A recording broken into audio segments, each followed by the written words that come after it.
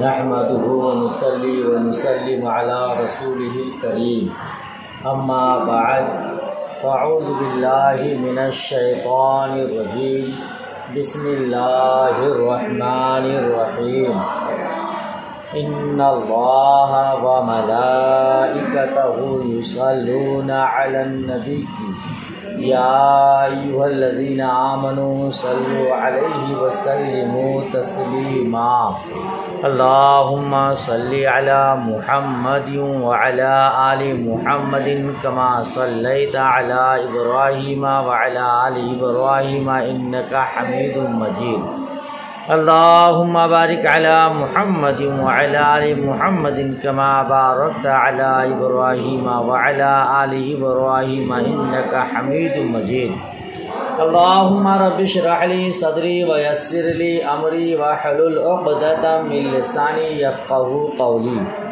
اللهم رب يسر ولا تعسر وتمم بالخير ربی زدنی علما ربی زدنی علما ربی زدنی علما بسم اللہ الرحمن الرحیم باب قراءة القرآن بعد الحدث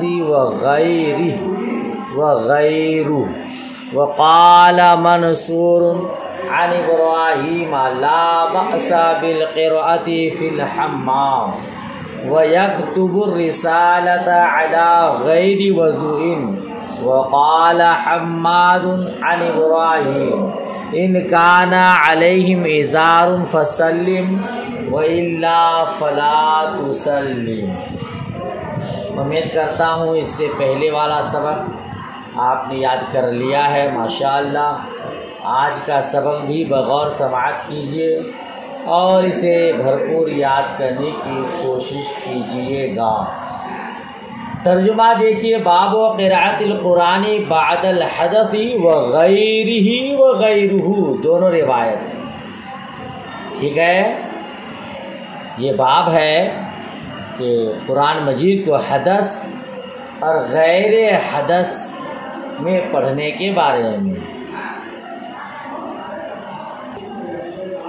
حضرت منصور نے ابراہیم نخعی رضی اللہ تعالیٰ عنہ سے روایت کرتے ہوئے کہا کہ حمام میں قراءت کرنے میں کوئی حرج نہیں ہے اور بے وضو خط لکھ سکتا ہے۔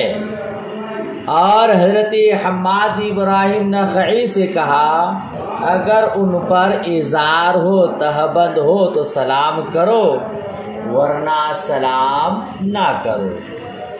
باب دیکھیے، باب قراءۃ القرآن بعد الحدث وغیرہ دونوں روایت، را کو ضمہ اور کسرہ۔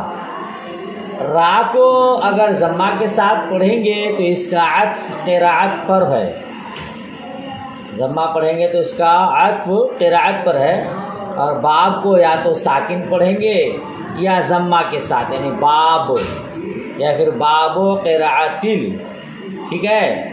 اگر ساکن پڑھیں گے تب تو باب قراءت القرآن، لہذا قراءتوں پر غیرہ کا عطف ہوگا، اور اگر باب کو ضمہ کے ساتھ پڑھیں گے باب قراءت القرآن تو باب مضاف ہوگا قراءت کی طرف، ٹھیک ہے۔ تو اس کو باب قراءت القرآن، اس وقت قراءت پر عطف کریں گے تو غیرہ پڑھیں گے، اور باب کو مضاف پڑھیں گے تو اس وقت باب قراءت القرآن تو غیرہ پڑھیں گے۔ مطلب کیا ہوا اس کا؟ باب کا مطلب یہ ہے کہ حدث کے بعد قرآن مجید کی تلاوت وغیرہ کا بیان، ٹھیک ہے۔ وغیرہ میں قرآن مجید کا چھونا لکھنا بھی داخل ہے، اور دیگر اذکار تسبیح تحلیل وغیرہ بھی داخل ہے۔ مطلب یہ ہوا کہ حالت حدث میں تمام اذکار یہاں تک کہ قرآن مجید کی تلاوت، اس کا چھونا اس کا لکھنا بھی جائز ہے۔ یہ مطلب ہو جائے گا جب را کو ضمہ کے ساتھ پڑھیں گے۔ اور غیر ہی را کو کسرہ پڑھنے کی صورت میں جب باب مضاف ہوگا قراءت کی طرف تو اب تین احتمالات ہیں۔ پہلا یہ کہ غیر کا عطف قرأت پر مانے، تو مطلب یہ ہوگا جو پہلے گزرا، یعنی حدث کی حالت میں قرآن مجید کی تلاوت وغیرہ جائز ہے۔ دوسرا احتمال یہ کہ اسے قرآن پر معطوف مانے، اب مطلب یہ ہوا کہ حدث کی حالت میں قرآن وغیرہ کا پڑھنا، یعنی تصویر قرآن مجید پڑھنا، تصویر تحلیل وغیرہ کرنا، ٹھیک ہے، تو اس صورت میں قرآن مجید کا چھونا لکھنا داخل نہ ہوگا۔ تیسرا احتمال یہ کہ اسے حدث پر معطوف مانے، اب معنی یہ ہوئے قرآن مجید کی تلاوت حالت حدث اور غیر حدث یعنی طہارت میں کرنا، تو مطلب یہ ہوگا کہ ہر حالت میں قرآن مجید کی تلاوت جائز ہے، حالت طہارت میں تو جائز ہے ہی، حالت حدث میں بھی جائز ہے۔ عموم حالات کے افادے کے لیے ایسے جملے عرف میں عام ہے۔ قرآن مجید میں ہے، حضرت عیسیٰ علیہ السلام کے بارے میں فرمایا وَيُكَلِّمُ النَّاسَ فِي الْمَهْدِ وَكَهْلًا، گہوارے اور پکی عمر میں لوگوں سے بات کرے گا، تو عمر دراز ہونے کے بعد بات کرنا یہ تو صحیح ہے، گہوارے میں بچے بات نہیں کرتے، تو حضرت عیسیٰ علیہ السلام کو یہ قوت عطا ہوئی کہ وہ گہوارے میں بھی بات کریں گے اور بڑے عمر کے بعد بھی بات کریں گے۔ بہرحال تو یہ اس کا مطلب ہوا کہ آپ اس کو را کے ضمہ کے ساتھ بھی پڑھ سکتے ہیں اور را کے کسرہ کے ساتھ بھی پڑھ سکتے ہیں۔ ہم احناف کا مذہب یہ ہے جنوبی اور حیض اور نفاس والی عورت کو نہ قرآن مجید کی تلاوت جائز اور نہ چھونا جائز اور نہ لکھنا جائز، ہاں دیگر اذکار تسبیح تحلیل وغیرہ درود شریف وغیرہ پڑھ سکتی ہے، اسی طرح انہیں لکھنے کی بھی اجازت نہیں ہے، ٹھیک ہے نا۔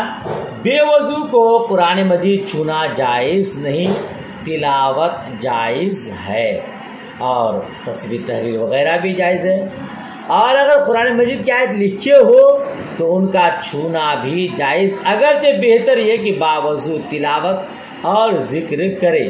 قرآن مجید لکھنے کے بارے میں دو قول ہے، امام ابو یوسف فرماتے ہیں مکروہ نہیں، اور امام محمد نے فرمایا مکروہ ہے، دونوں میں تطبیق یہ ہے کہ حالت حدث میں قرآن مجید کا لکھنا مکروہ تحریمی اور ناجائز نہیں، مگر مکروہ تنزیہی ہے، اور خلاف اولا ضرور ہے کہ بے وضو قرآن مجید لکھ سکتے ہیں، مگر مکروہ تنزیہ خلاف اولا ہے۔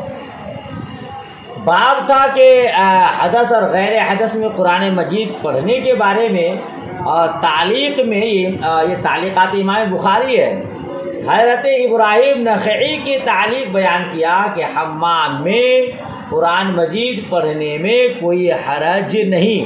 اس تعلیق کو باب سے کیا مناسبت ہے؟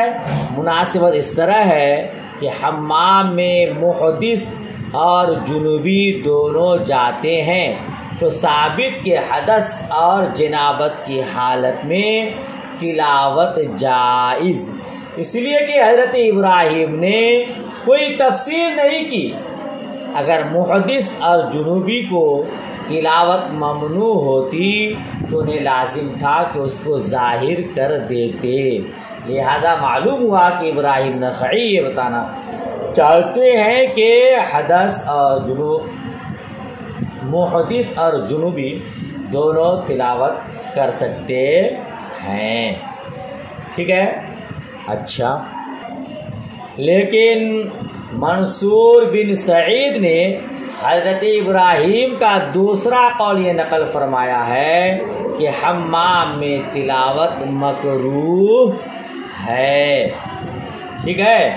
تو حضرت ابراہیم نخعی کا یہ بھی مذہب ہے کہ بے وضو قرآن مجید لکھنے میں حرج نہیں، اس زمانے میں عام دستور تھا کہ خطوط میں بسم اللہ ضرور لکھتے تھے اور یہ قرآن مجید کی آیت ہے تو ثابت کہ بے وضو قرآن مجید کی آیت لکھنی جائز ہے۔ ٹھیک ہے، آپ کا کیا مسئلہ؟ قرآن مجید بنیت دعا و ثنا نہ لکھی جائے، اور اگر کوئی شخص قرآن مجید دعا کی نیت اور ثنا کی نیت سے پڑھے، تلاوت کی نیت نہ ہو، تو جنوبی وغیرہ کو بھی پڑھنا جائز ہے۔ آپ نے نور الانوار میں یہ بحث اچھی طرح سے پڑھا ہے۔ پھر بے وضو بنیت دعا یا ثنا لکھنا کیوں ناجائز ہوگا؟ ظاہر ہے ختم بسم اللہ بنیت استفتاح لکھا جاتا ہے، اسی لیے اس کے جواز سے مطلقاً قرآن مجید لکھنے کے جواز پر استدلال ساقط ہے۔ ختم میں اگر بسم اللہ لکھا جاتا ہے تو وہ تیمناً برکت حاصل کرنے کے لیے، تلاوت کے لیے نہیں، ٹھیک ہے نا؟ لہذا اگر بسم اللہ لوگ خطوں میں لکھتے ہیں اور اس سے کوئی یہ دلیل پکڑ لے کہ مطلقاً تلاوت کرنا، لکھنا، چھونا جائز ہے، یہ صحیح نہیں ہے۔ دوسری تعلیق حضرت حماد کی ہے ابراہیم سے کہ اگر ان پر اظہار ہو تو سلام کرو اور اظہار نہ ہو تو سلام نہ کرو۔ کیا مطلب؟ مطلب یہ ہے، اس حدیث کو باب سے مناسبت اور مطابقت اس طرح ہے کہ حمام میں، غسل خانہ میں جو لوگ نہا رہے ہوں، وہ اگر تہبند باندھے نہا رہے ہیں تو ان کو سلام کی اجازت ہے، اور اگر برہنہ ہو کر نہا رہے ہیں تو سلام کرنے کی اجازت نہیں ہے نا؟ مناسبت کیا ہے؟ سلام از قبیل اذکار ہے، اور باب کا آخر حصہ باب و قراءت القرآن بعد الحصر وغیرہ میں اذکار بھی شامل، لہذا باب سے مناسبت ہو گئی۔ ٹھیک ہے، چلیے آگے بڑھتے ہیں۔ آگے والی حدیث دیکھیے، اس حدیث کو آپ اس سے پہلے بھی پڑھ چکے ہیں، یہاں بھی ہو سکتا ہے کچھ زیادتی ہے، کچھ رد و بدل ہے، کچھ اضافے کے ساتھ ہے۔ ترجمہ دیکھیے، عن قریب مولا ابن عباس ان عبد اللہ ابن عباس اخبرہ انہ بات لیلۃ عند میمونۃ زوج النبی صلی اللہ تعالی علیہ وسلم وہی خالتہ۔ قریب نے کہا مجھے حضرت عبداللہ ابن عباس رضی اللہ تعالی عنہما نے خبر دی کہ وہ نبی کریم صلی اللہ تعالی علیہ وسلم کی زوجہ حضرت میمونہ رضی اللہ تعالی عنہا ان کی خالہ کے یہاں رات کو رہے۔ حضرت میمونہ رضی اللہ تعالی عنہا جو زوج نبی صلی اللہ تعالی علیہ وسلم ہے، یہ حضرت عبداللہ ابن عباس رضی اللہ تعالی عنہما کی خالہ ہیں، ہے نا؟ تو ان کے پاس رات کو رہے۔ انہوں نے کہا کہ میں بستر کی چوڑائی میں لیٹا۔ کیا کیا؟ بستر کی چوڑائی میں لیٹا۔ رسول اللہ صلی اللہ تعالی علیہ وسلم اور ان کی اہلیہ لمبائی میں لیٹے۔ رسول اللہ صلی اللہ تعالی علیہ وسلم سو گئے۔ جب آدھی رات ہوئی یا اس سے کچھ پہلے یا اس کے کچھ بعد، تو رسول اللہ صلی اللہ تعالی علیہ وسلم بیدار ہوئے، پھر بیٹھے اور اپنے ہاتھ سے آنکھیں ملنے لگے تاکہ نیند کا اثر دور ہو جائے۔ پھر سورہ آل عمران کی اخیر کی 10 آیتیں تلاوت کی۔ ایک لٹکی ہوئی مشک کے پاس گئے، پھر ایک لٹکی ہوئی مشک کے پاس گئے، اس سے خوب اچھی طرح وضو کیا، پھر کھڑے ہوئے اور نماز پڑھنے لگے۔ حضرت عبداللہ ابن عباس نے کہا پھر میں بھی اٹھا اور جیسے حضور نے کیا تھا میں نے بھی کیا، پھر گیا اور حضور کے پہلو میں کھڑا ہو گیا۔ حضور نے اپنا داہنا ہاتھ میرے سر پر رکھا اور میرا داہنا کان پکڑ کر اینٹھنے لگے۔ وَأَخَذَ بِأُذُنِيَ الْيُمْنَىٰ يَفْتِلُهَا، کیا ترجمہ کریں گے؟ اور میرا داہنا کان پکڑ کر اینٹھنے لگے۔ فَصَلَّى رَكَعَتَيْنِ ثُمَّ رَكَعَتَيْنِ ثُمَّ رَكَعَتَيْنِ ثُمَّ رَكَعَتَيْنِ ثُمَّ رَكَعَتَيْنِ ثُمَّ رَكَعَتَيْنِ ثُمَّ أَوْتَرَ، پھر حضور نے 2 رکعات پڑھی، پھر 2 رکعات پڑھی، پھر 2 رکعات پڑھی، پھر 2 رکعات پڑھی، پھر 2 رکعات پڑھے، پھر 2 رکعات پڑھے، پھر وتر پڑھا۔ 2 رکعت 4 6 8 10 12، یعنی 12 رکعات نماز تہجد پڑھے۔ ثم اوتر، پھر وتر کی نماز پڑھی۔ ثم اضطجع حتی اتاه المؤذن، پھر حضور لیٹے یہاں تک کہ مؤذن حاضر ہوا۔ فقام، تو حضور اٹھے، یعنی مؤذن آیا حضور کو جگایا تو حضور اٹھے۔ پھر 2 رکعت مختصر پڑھی، یعنی فجر کی سنت۔ پھر باہر تشریف لے گئے اور صبح کی نماز پڑھی۔ یہ حدیث اس سے پہلے بھی آپ پڑھ چکے ہیں۔ اس میں ایسا تھا کہ حضرت عبداللہ ابن عباس نے وضو کا پانی لایا، حضور قضاء حاجت کے لیے گئے۔ جب تک قضاء حاجت سے آتے حضرت عبداللہ ابن عباس نے پانی رکھا۔ مصطفیٰ کریم نے پوچھا کس نے رکھا، بتایا کہ ابن عباس نے رکھا، عبداللہ نے۔ تو حضور خوش ہو گئے اور آپ کو دعا دی کہ اللہ علم عطا فرمائے، علم الکتاب، تو آپ مفسر اعظم بن گئے۔ اس میں یہ نہیں ہے کہ پانی رکھا، اس میں ایسا ہے کہ جس طرح حضور نے کیا اس طرح میں نے بھی کیا۔ باب یہ تھا کہ حدث وغیرہ کے بعد قرآن مجید کا پڑھنا۔ اب اس میں کوئی ایسا لفظ نہیں آ رہا ہے جس کو باب سے مناسبت ہو۔ ہاں یہ ہو سکتا ہے کہ حضور صلی اللہ تعالی وسلم سو کر اٹھے، قضاء حاجت سے گئے تو بے وضو ہو گئے اور پھر آپ نے وضو فرمایا۔ اور یعنی کہ سو کر اٹھے تو آپ نے سورہ آل عمران کی اخیر کی 10 آیتوں کی تلاوت کی۔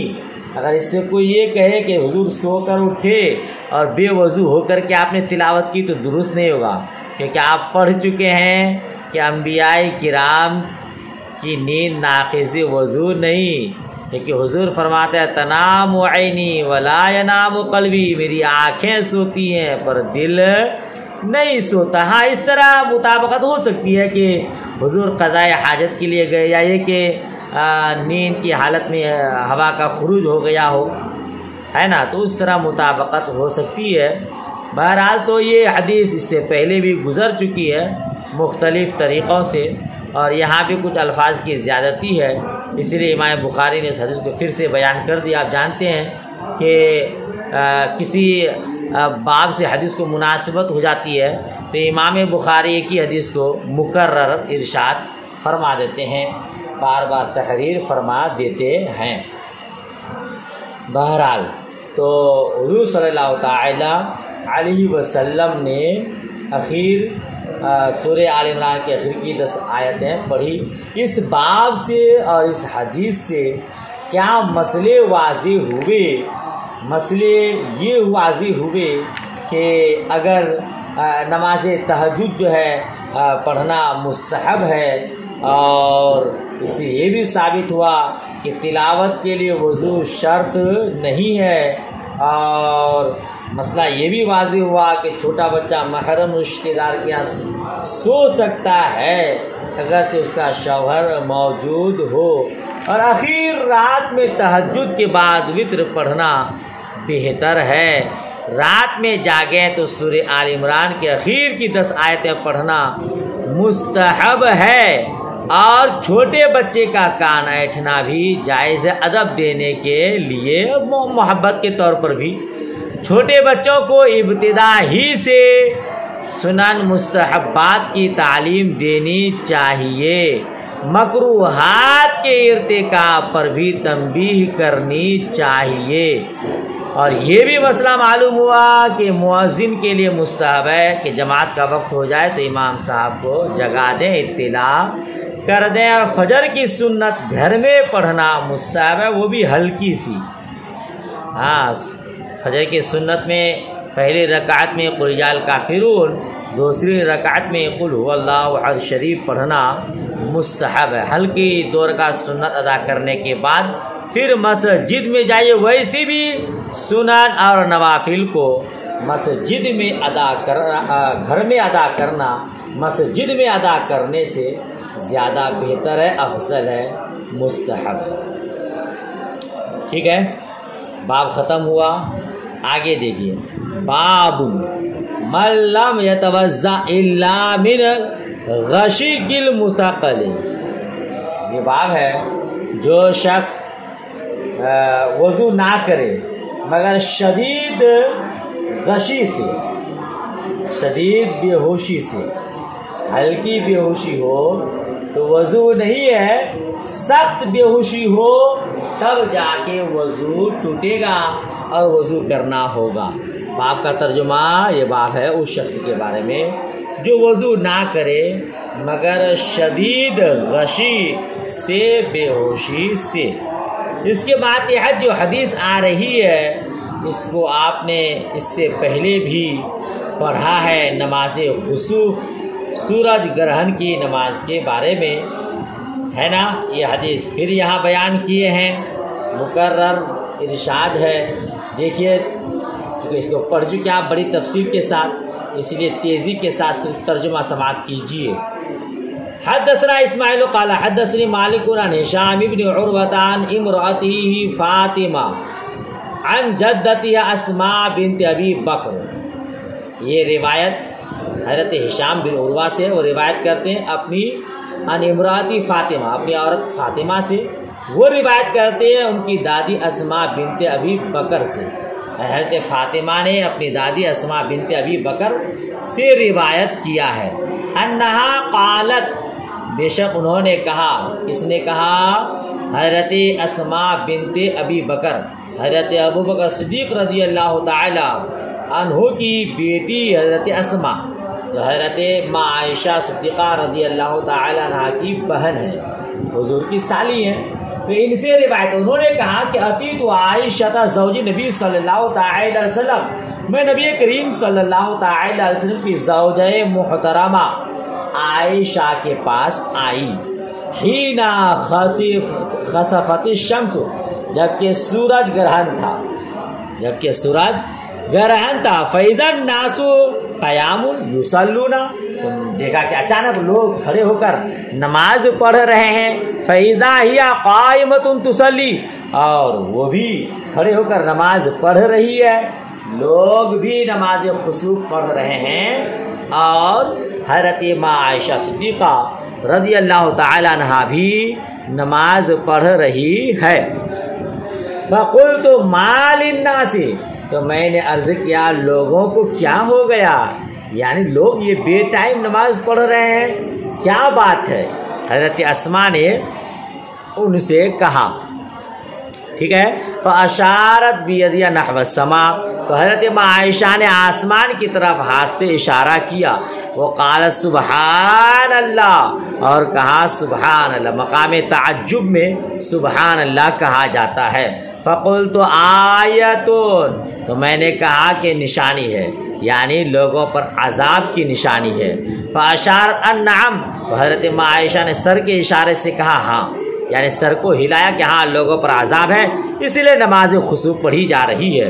فَقُمْتُ حَتَّى تَجَلَّانِ الْغَشِيُّ، تو حضرت اسماء فرماتی ہیں میں بھی نماز کے لیے کھڑی ہو گئی، یہاں تک کہ مجھ پر بے ہوشی چھانے لگی، وَجَعَلْتُ أَصُبُّ فَوْقَ رَأْسِي مَاءً، اور میں اپنے سر پر پانی ڈالنے لگی تاکہ بے ہوشی ختم ہو۔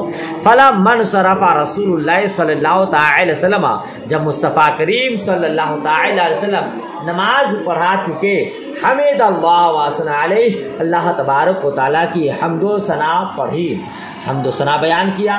ثم قال، پھر حضور نے ارشاد فرمایا، ما من شیء کنت لم اراہ الا قد رأیت فی مقامی ھذا، حضور نے ارشاد فرمایا اب تک میں نے جن چیزوں کو نہیں دیکھا تھا ان ساری چیزوں کو اس جگہ میں دیکھ لیا، یہاں تک کہ جنت اور دوزخ کو بھی دیکھ لیا۔ وَلَقَدْ أُوحِيَ اور مجھ پر وحی نازل کی گئی، وَلَقَدْ أُوحِيَ إِلَيَّ، اور میری طرف وحی نازل کی گئی، أَنَّكُمْ تُفْتَنُونَ فِي الْقُبُورِ مِثْلَ أَوْ قَرِيبًا مِنْ فِتْنَةِ الدَّجَّالِ لَا أَدْرِي أَيَّ ذَلِكَ قَالَتْ أَسْمَاء۔ کہتے ہیں حضور فرماتے ہیں کہ مجھ پر وحی نازل کی گئی کہ تم لوگ قبروں میں فتنہ دجال کے قریب قریب یا فتنہ دجال کی طرح آزمائے جاؤ گے۔ کہتے ہیں لا ادری ای ذالک قال اسماء، مجھے معلوم نہیں کہ اسماء نے کیا کہا۔ اسماء کی پوتی حضرت فاطمہ کہتی ہیں مجھے معلوم نہیں کہ میری دادی نے مثلا کہا یا قریباً کہا، ان کو شک ہو گیا۔ بہرحال تو حضور نے فرمایا کہ دجال کے فتنے کی طرح یا دجال کے فتنے کے قریب تم لوگ آزمائے جاؤ گے۔ قالت اسماء یؤتی احدکم، حضرت اسماء نے کہا کہ یؤتی احدکم، تم میں سے کسی کو لایا جائے گا، فیقال لہ، پھر ان سے کہا جائے گا، نہیں تو یہ دیکھیں نا، لا ادری ای ذالک قالت اسماء، اس کا تعلق ختم ہو گیا، مجھے معلوم نہیں کہ اسماء نے ان میں سے کیا کہا۔ یؤتی احدکم، حضور نے فرمایا تم میں سے کسی کو لایا جائے گا، فیقال لہ، اور ان سے کہا جائے گا ما علمک بہذا الرجل، اس آدمی کے بارے میں تم کیا جانتے ہو، تمہارا علم کیا ہے۔ فاما المؤمن او الموقن، تو مومن یا موقن، ایمان والا یا یقین رکھنے والا، لا ادری ای ذالک قالت اسماء، مجھے معلوم نہیں کہ اسماء نے ان میں سے کیا کہا۔ راوی حدیث کو شک ہو گیا کہ اسماء نے مومن کہا یا موقن کہا، کہ ایمان والا یا یقین رکھنے والا۔ فیقول، یعنی ایمان والا یا یقین رکھنے والا کہے گا ہوا محمد رسول اللہ، وہ محمد مصطفیٰ صلی اللہ تعالی علیہ وسلم اللہ کے رسول ہیں۔ جاءنا بالبینات والہدی، ہمارے پاس بینات یعنی واضح نشانیاں اور ہدایت لے کر آئے۔ فعجبنا، ہم نے قبول فرمایا، قبول کیا۔ وآمنا، اور ہم نے ایمان لایا۔ واتبعنا، ہم نے ان کی اتباع کی۔ فیقال نعم صالحا، تو کہا جائے گا اچھی طرح سو جاؤ۔ کل بروز قیامت جب ہم اور آپ قبروں میں لٹائے جائیں گے، منکر نکیر سوال و جواب کے لیے آئیں گے، جو ایمان والا ہوگا، جو یقین رکھنے والا ہوگا، مصطفیٰ کا گن گانے والا ہے، ہم گنہگار لوگ ہیں، ہم سے فرشتے پوچھیں گے، قبر میں 3 سوال ہوں گے، من ربک، ما دینک، ما تقول فی حق ھذا الرجل، تو ہم تینوں کا جواب دیں گے۔ تیسرے جواب میں کہیں گے یہ محمد مصطفیٰ صلی اللہ تعالی علیہ وسلم اللہ کے رسول ہیں، تو فرشتے کہیں گے نم صالحا، اور کسی روایت میں آتا نم کا نومت العروس، سو جاؤ دلہن کی طرح، نم صالحا، سو جاؤ اچھی طرح۔ فقد علمنا، یعنی قد علمنا ان کنتا لمؤمنا، میں جان گیا کہ تو ایمان والا تھا، تو مومن تھا۔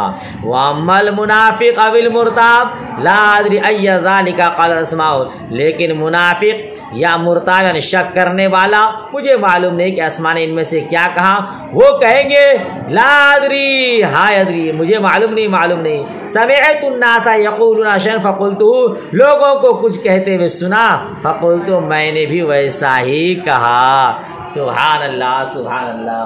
یقین اور ایمان عقیدہ مضبوط کیجئے۔ کروڑوں اربوں خربوں لوگ ایک وقت میں انتقال کرتے ہیں، قبر میں لٹائے جاتے ہیں، فرشتے ہر کسی کی قبر میں تشریف لاتے ہیں، ہر کسی سے یہ سوال ہوتا ہے کہ اس آدمی کے بارے میں تمہارا کیا کہنا ہے، کیا جانتے ہو؟ تو مصطفیٰ کریم ہزاروں کروڑوں اربوں خربوں لوگوں کی قبروں میں ایک وقت میں حاضر ہوتے ہیں۔ حاضر ہونا زندوں کی شان ہے۔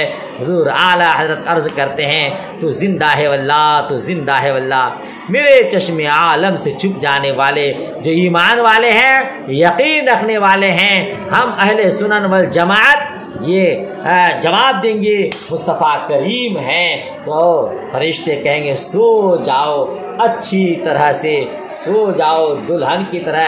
روایت میں آتا ہے کہ پھر جنت کا بچھونا بچھایا جائے گا، جنت کی کھڑکیاں کھول دی جائیں گی، آرام سے سو جائے گا۔ لیکن جو شک کرنے والا ہے، بد مذہب گمراہ مذہب لوگ ہیں وہ جواب نہیں دے پائیں گے۔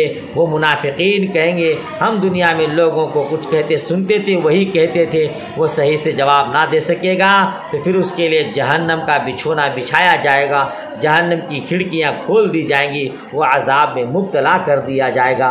رب کریم کی بارگاہ میں دعا ہے مولا کریم ہمیں اسی عقیدت و محبت کے ساتھ جلائے اور اسی محبت اور عقیدت کے ساتھ اٹھائے، ہم گنگاتے رہیں مصطفیٰ کریم کی ثنا خوانی کرتے رہیں تو انشاءاللہ تبارک و تعالی ہمارا حشر اچھا ہوگا، ہمارا نشر اچھا ہوگا۔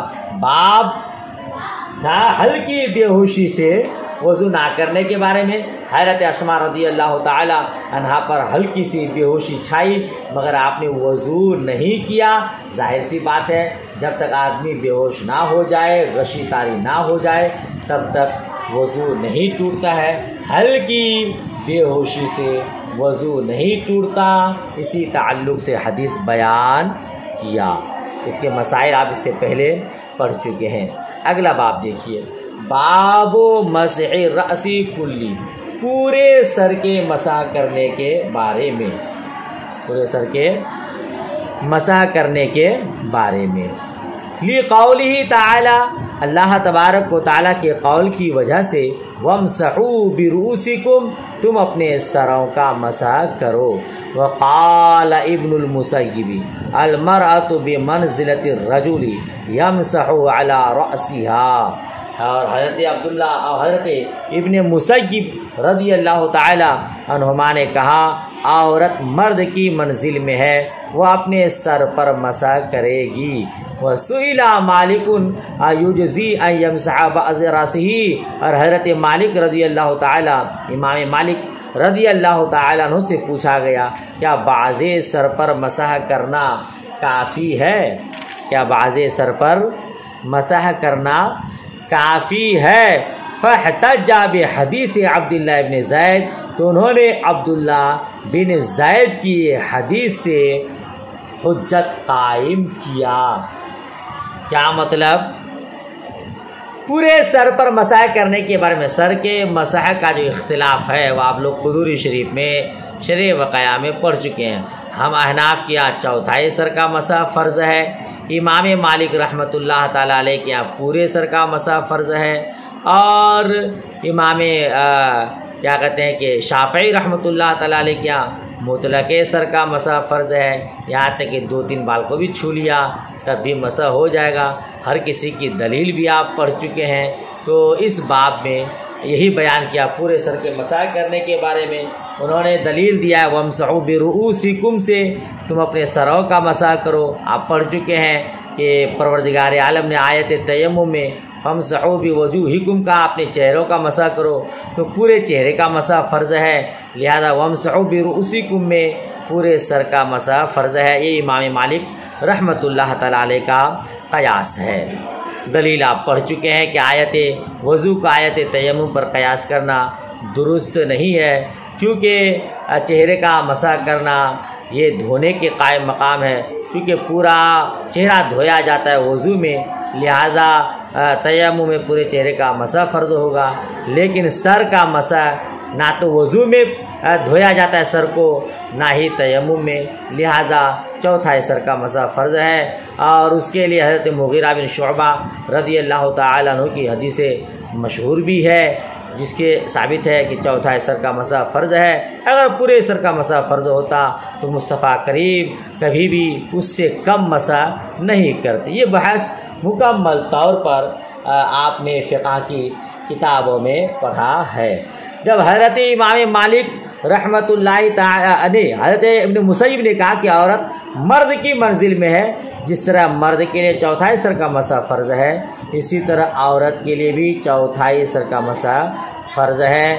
عورتوں پر بھی پورے سر کا مسح فرض نہیں ہے، لیکن امام مالک کے یہاں پورے سر کا مسح فرض ہے، تو جس طرح ان کے یہاں مرد کے لیے پورے سر کا مسح فرض ہے تو ان کے یہاں عورتوں کے لیے بھی پورے سر کا مسح کرنا فرض ہے نا۔ امام بخاری نے جو باب باندھا کہ پورے سر کا مسح فرض ہے، اس تعلق میں پورے سر کے مسح کا کوئی ذکر نہیں، صرف اتنا مذکور ہے کہ مرد کی طرح عورت بھی سر کا مسح کرے، نہ پورے کا ذکر ہے نہ چوتھائی کا۔ ہاں امام بخاری نے اس تعلیق سے پہلے وَامْسَحُوا بِرُؤُوسِكُمْ ذکر کی ہے، اس سے مالکیہ کا استدلال ہے جس طرح منہ ہاتھ پاؤں کا پورا دھونا لازم ہے، اسی طرح پورے سر کا مسح فرض ہے نا۔ اسی لیے اس باب کے تحت حدیث بیان کی۔ تو امام مالک رحمۃ اللہ تعالی علیہ سے کہا کہ کیا باز سر کا مسح کرنا کافی ہے؟ تو آپ نے عبداللہ بن زید کی حدیث سے دلیل پکڑی۔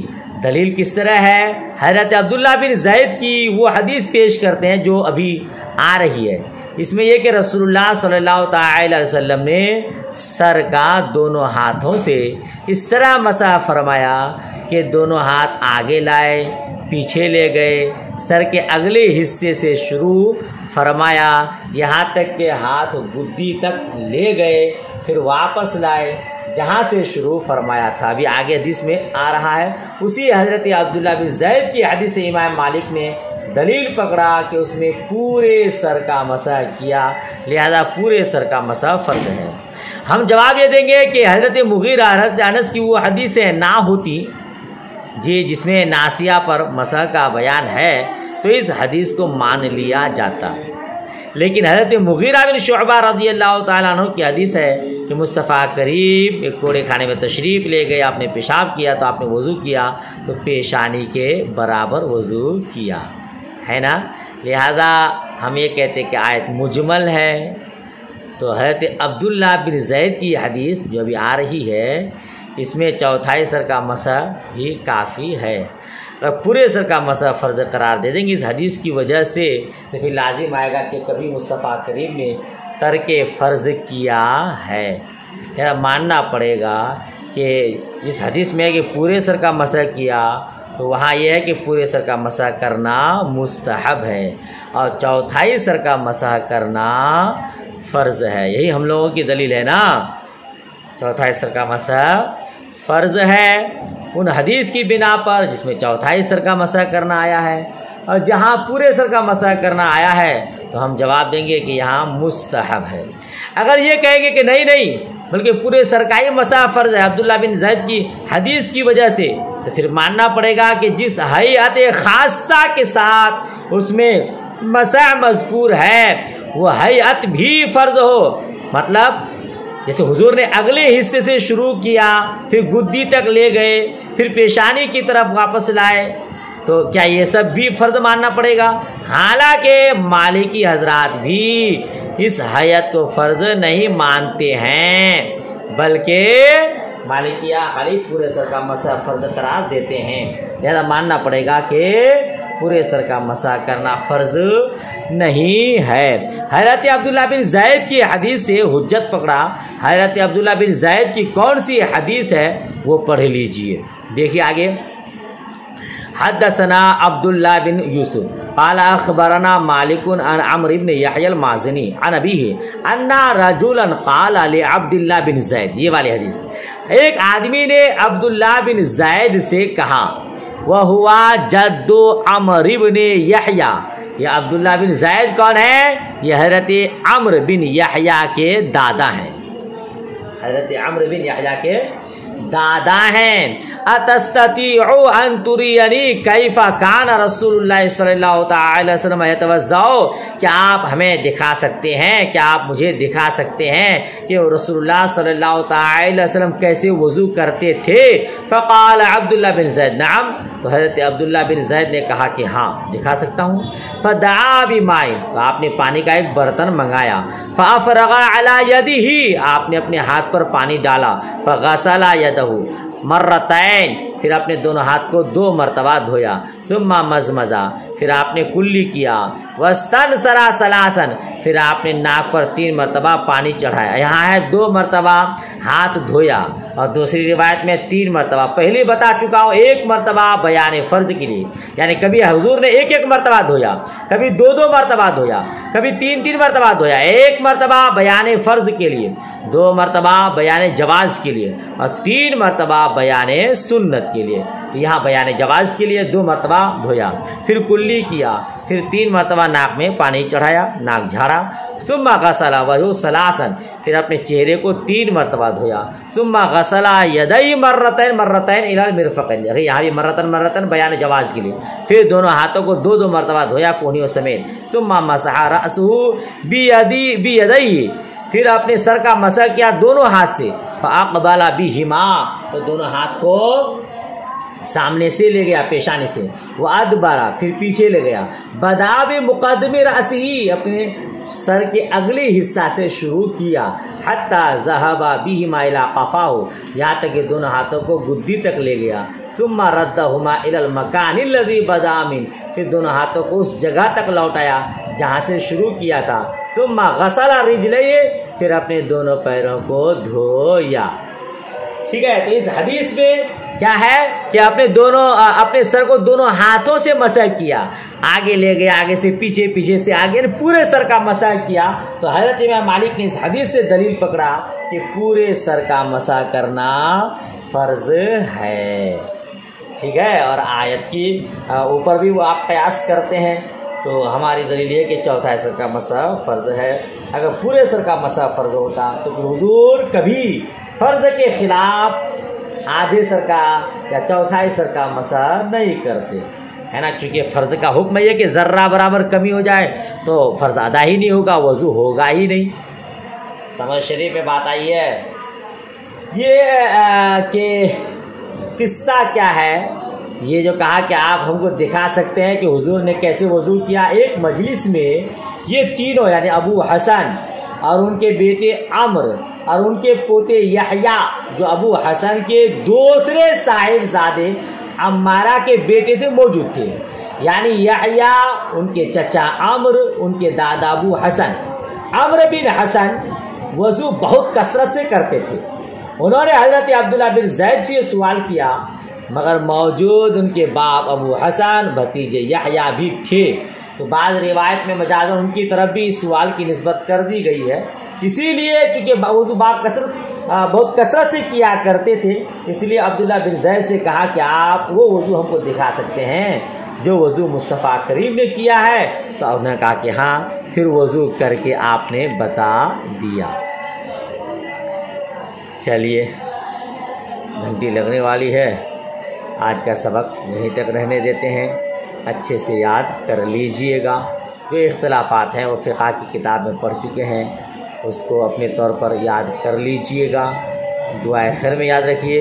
اللہ حافظ، خدا حافظ۔